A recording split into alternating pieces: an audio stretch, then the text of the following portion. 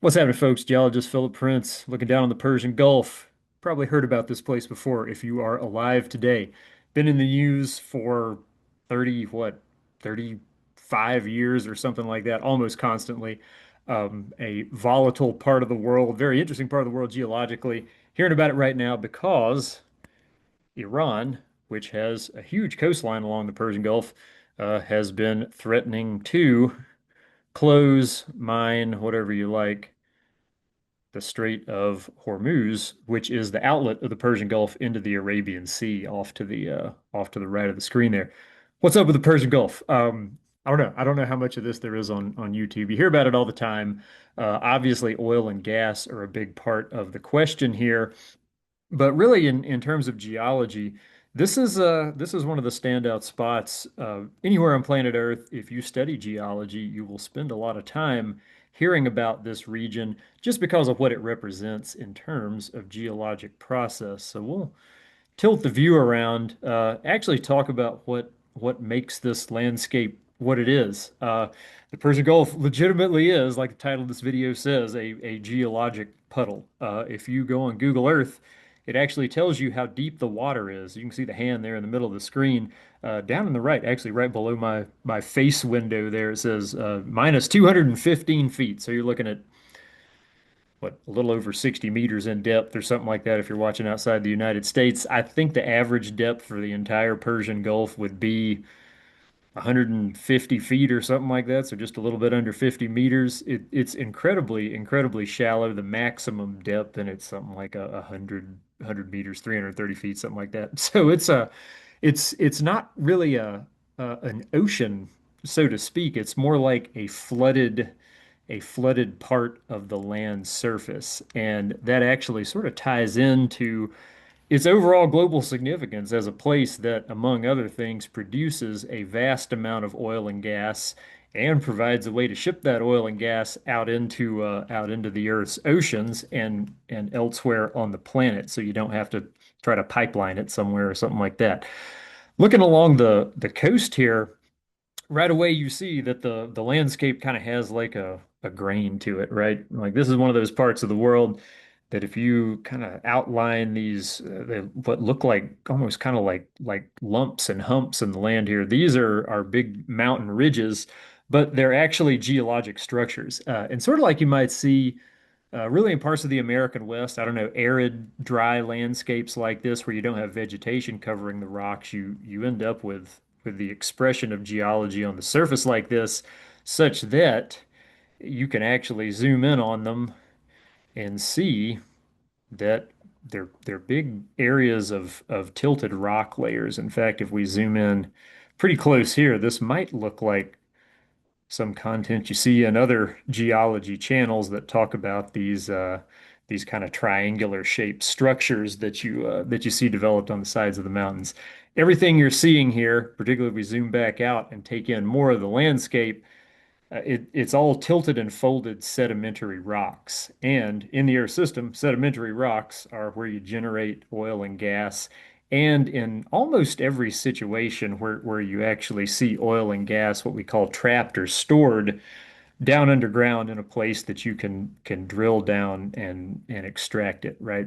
And if you end up looking out into the distance here in this current view, you'll see that these humps and bumps in the land that are pretty good sized mountains. Actually, the tops of these are thousands of feet above sea level. The Persian Gulf, because it is connected to the rest of the Earth's oceans, the surface there is at sea level.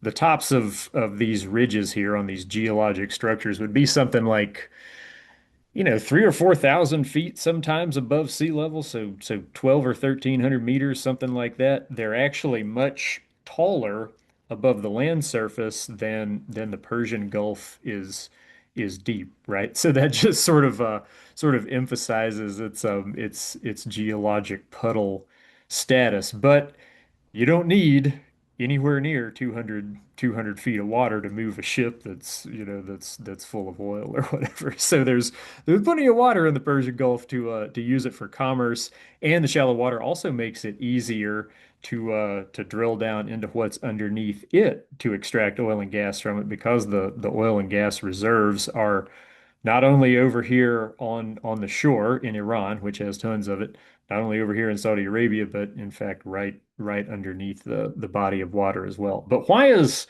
this thing here? Like what makes this special?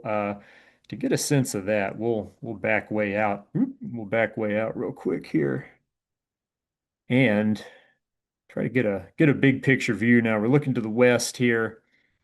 You can see the Caspian Sea up here in the top right. We'll tilt it a little bit further. See the Caucasus Mountains and the edge of the Black Sea, and got the Mediterranean over here. So we're looking out basically towards Europe there in the far distance. Kind of the overall vibe that you want to get here is that Arabia here, when it's sort of a big continental mass, is crashing into the overall Eurasian continent that has, in the past at least, had sort of little separate mini continents kind of already be like that, smashed up against it. But this is very much a location of plates coming together. So there's that squeezing effect, and the Arabian plate there on the left is actually going down. It's going down underneath the edge of Eurasia there on the right, right? So what would uh what would this look like if you could cut it open? That's what we're going to try to sketch out here. I want to zoom in and try to get us a good perspective so that we'll be able to produce some recognizable features. And once we've done that, come back here to Google Earth and actually zoom in on some parts of the Persian Gulf in particular, like what are these little dark spots right here in the middle? There's a lot of really interesting things to see. And it just sort of puts it puts the geologic background of it into a context because this really is a pretty distinct part of Earth. And it's one that, because of its geologic characteristics, has been a big player in global politics for many decades and will continue to be significantly because of the amount of geologic resources, particularly oil and gas there, right? So taking that view we just had there into account, let's see what we can get up to here. I'm gonna draw ourselves out a block here and start making our lumps and bumps.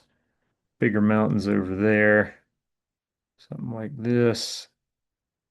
It ought to work. But be sure to close the lines up here so we can do some colors. Okay, so there'll be our kind of our starting point there. Let's see. Gonna need to have our sediment layers here first and foremost, like that. Be sure that's closed up. Looking pretty good. All right.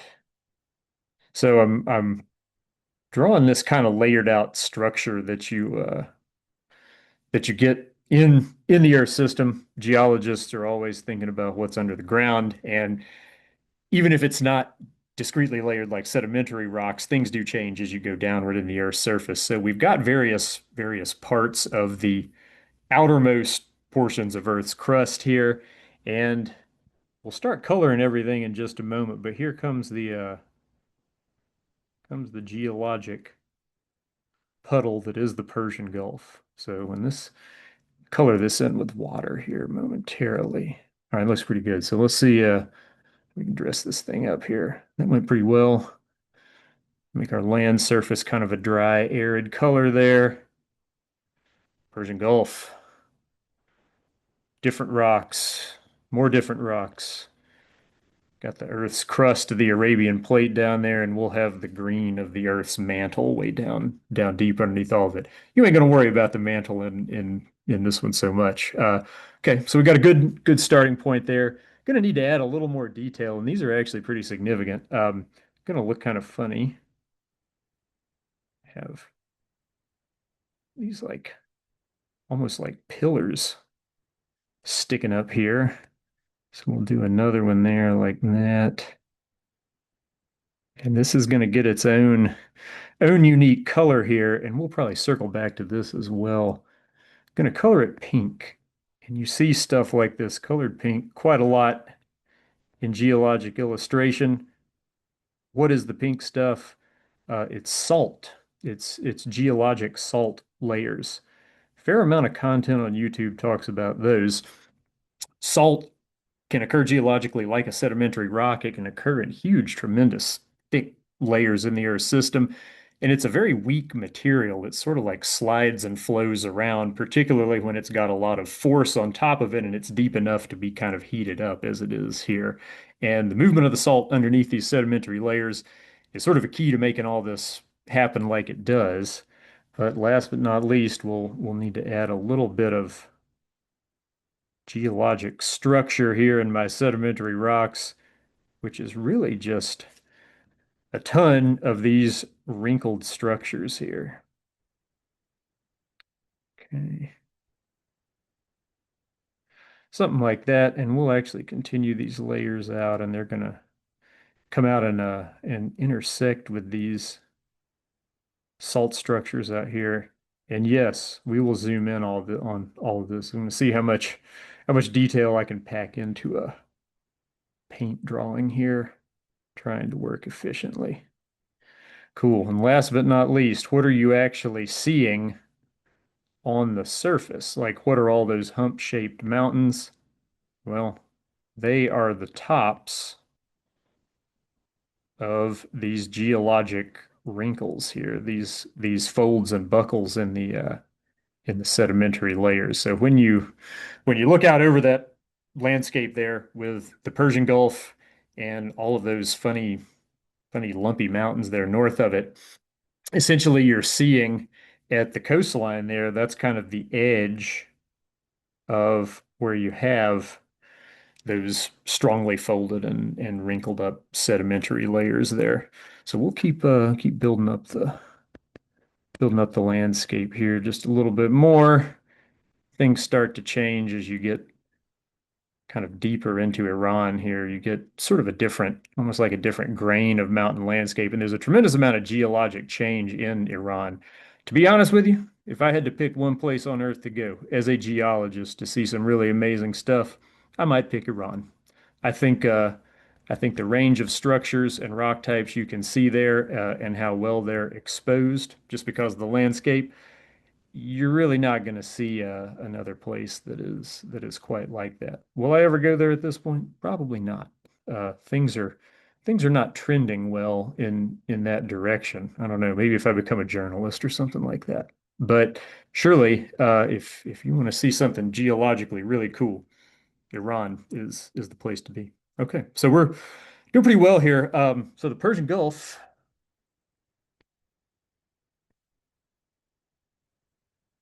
is just a tiny kind of flooded low area that has developed kind of right in this part of the Arabian Plate. The Arabian Plate there is tucked down, kind of tucked down underneath the rest of Eurasia. It's under the Iranian bloc initially, but one way or another, that plate is pushed down underneath there. That flexes it down a little bit, and these structures right here are sort of like pushing and stacking that Arabian plate on top of itself. It's making it thicker and it's sort of weighing itself down, if you will.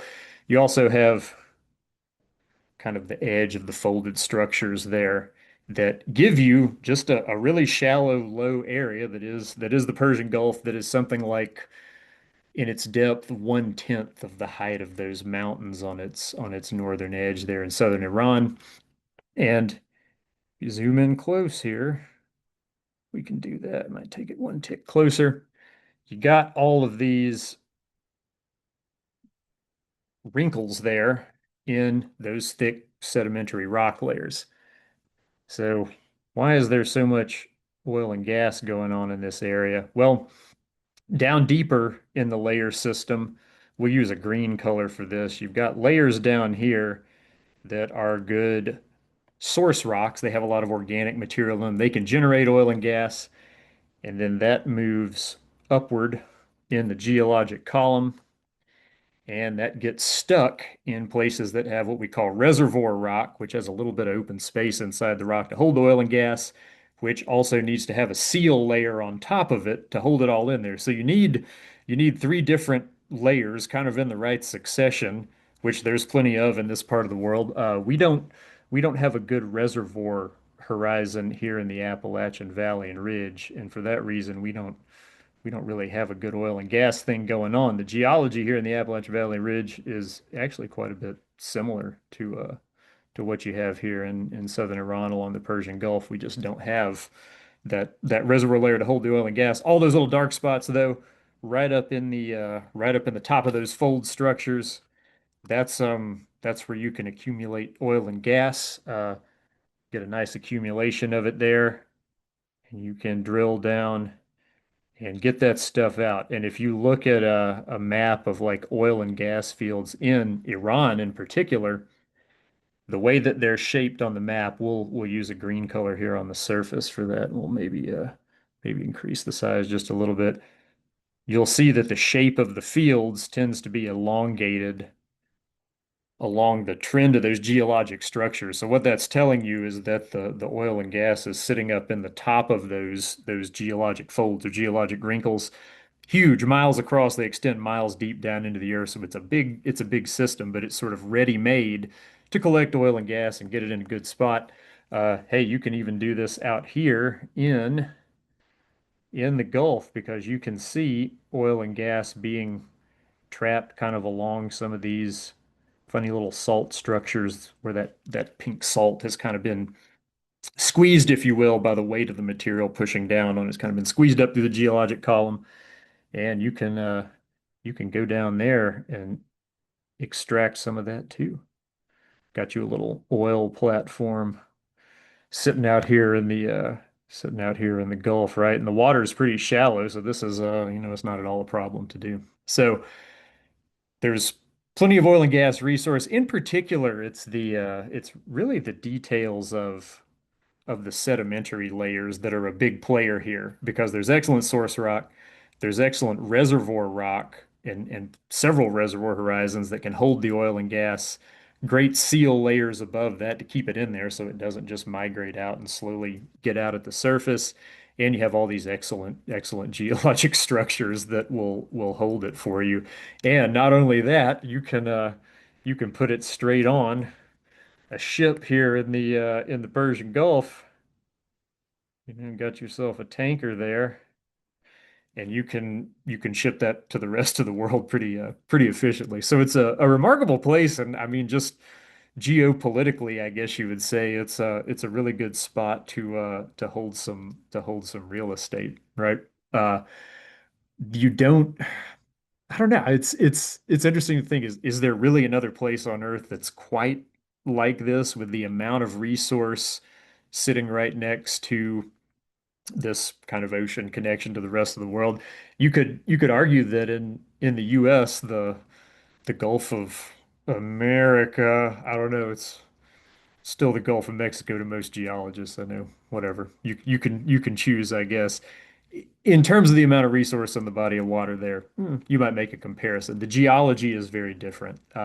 And what you got here in the Persian Gulf, I mean, the oil and gas producing system continues on the other side of it as well. So it's a really interesting place in terms of the geologic processes that made it what it is. The Gulf itself did not exist like in the last ice ages when Earth's sea levels were about 400 feet, 120 meters lower than they are today. It was just kind of a dry, flat, swampy area. Um, so as one of Earth's kind of ocean features there. It's kind of a newer thing. It's not at all significant in its depth when you compare it to what you would see out here in the Arabian Sea, where the water is 10,000 feet deep, 3 kilometers deep. There would be like oceanic type crust underneath that. So there's actually a geologic reason that there's true ocean there.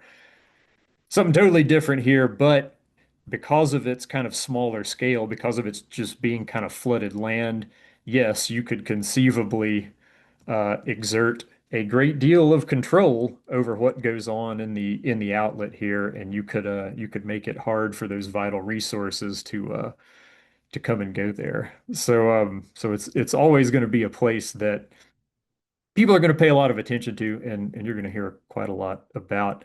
Some of the stuff you can see on Google Earth is really interesting. There are platforms, drilling platforms out in the middle of the Gulf here. What do we got? Our water depth just says like 100, 180 feet there, something like that. So about 50, 55 meters, something like that. And you got this crazy drilling platform. It looks like you got a little flare of gas burning off of that one right there. Got the helipad. So Google Earth makes this possible. Google Earth will show you everything, including all the nuclear enrichment facilities that are further to the north in Iran. I don't know. It's interesting that that's readily available. But this this in terms of a place to generate and ship a resource is quite hard to beat. Probably deserves its own video. But all of these funny dark spots in the landscape here, this is actually where that pink salt that I drew right here is being sort of squeezed or being sort of permitted, if you want to call it that, to escape out at the surface of the ground, which is in and of itself a really fascinating detail of this place, and certainly one of the reasons that I would like to go there as a geologist, right? But when you look at the Persian Gulf here, it's it's sort of the low area at the foot of a big mountain range, plate collision zone, geologically dynamic, and for that reason, because of the geologic change, it's a place that really is special, sort of worldwide, and one that has something that a lot of people want, and it's got this one little bottleneck down here because of its geologic nature that allows potentially one nation to sort of control what happens there. So we'll sort of see what happens with this place going forward. I remember being 8 years old, third grade, 1990, 1991, something like that. Gulf War, when you talk about Gulf Wars, this is the one we're talking about. And as long as the Earth continues to use fossil fuels, you'll continue to hear about this place probably in the same context. Hope this video was interesting. Hope you check out the next one when it comes along.